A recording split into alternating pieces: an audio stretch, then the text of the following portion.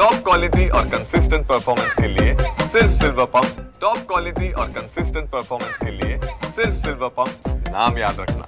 नाही, आम्ही गेल्या अनेक दिवसांपासून हे सांगतोय, घरांचे दर कमी करा।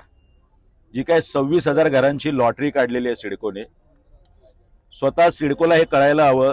1.5 लाख अर्ज आले ज्यावेळी आपण किमती जाहीर केल्या नव्हत्या। किमती जाहीर केल्या गेल्या ह्या 1.5 लाखांमधले फक्त 22,000 लोक राहतात आणि 22,000 लोकांमधले सुद्धा 8,000 लोक ज्यांनी चॉईस दिला नाही त्यांना तुम्ही घरं दिलीत। म्हणजे थोडक्यात फक्त 16,000 लोकांनी प्रतिसाद दिलाय। आज त्या 16,000 लोकांची सुद्धा इच्छा आहे की या घरांचे दर किमान 20 ते 25%। सन्माननीय अध्यक्ष त्या तत्कालीन सिडकोचे संजय शिरसाट यांनी त्यावेळी घोषणा केली होती की हे दर किमान 20 ते 25% कमी होतील। मात्र त्यांची उचलबांगडी झाल्यानंतर आता सिडको हात वर केलेत आणि राज्य सरकारने हात वर केलेत। सर्वसामान्य माणसाला वाशीमध्ये 80 आणि 85 लाखाला घर परवडत नाही।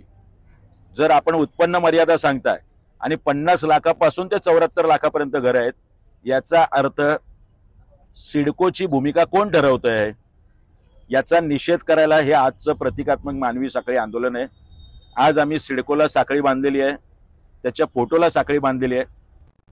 कृपया सिडको एमडी राज्य सरकारने हे आंदोलन उग्र होऊ नये याची काळजी आता स्वतः घेतली पाहिजे।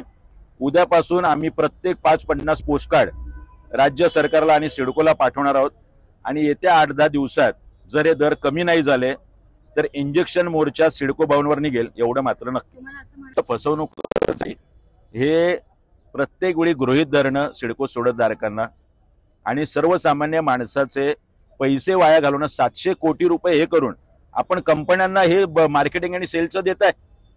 ते 700 कोटी जर लोकांचे दर कमी करण्यात घालवले असते तर आज सर्वसामान्यांच्या माती ही 74 आणि 80 लाखाची घरं नसती। त्यामुळे मला वाटतं आता सिडकोने माडा 50 लाखाला कुर्ल्यात घर देते आणि सिडको म्हणजे कुर्ल्यापेक्षा इथले दर जास्त आहेत।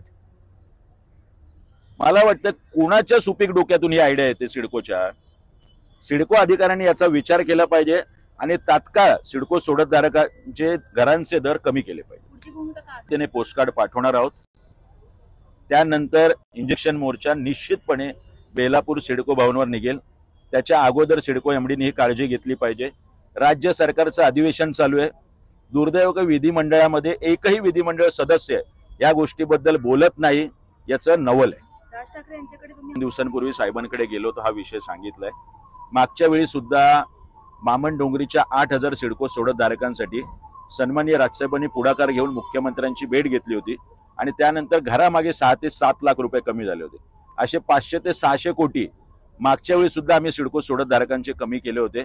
यावेळी सुद्धा गरज पडली तर सन्माननीय राजसाहेब ठाकरे नक्की यात लक्ष घालतील।